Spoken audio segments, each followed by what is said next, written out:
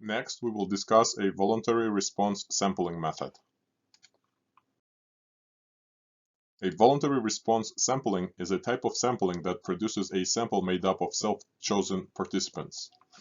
These participants volunteer to take a part in different research studies to share their opinions on topics that interest them.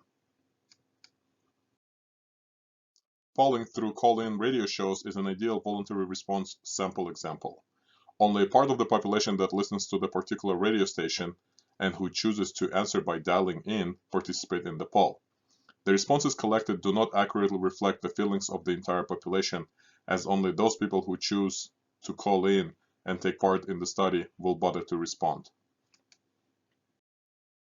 When is the voluntary response sampling useful?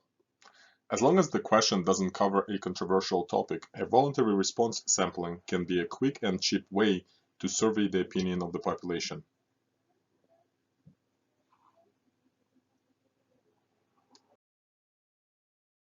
There are advantages and disadvantages for every procedure. The main advantage of the voluntary response sampling is that the procedure may not accurately reflect the feelings of the entire population, but on the other hand, it is inexpensive and minimal effort is required.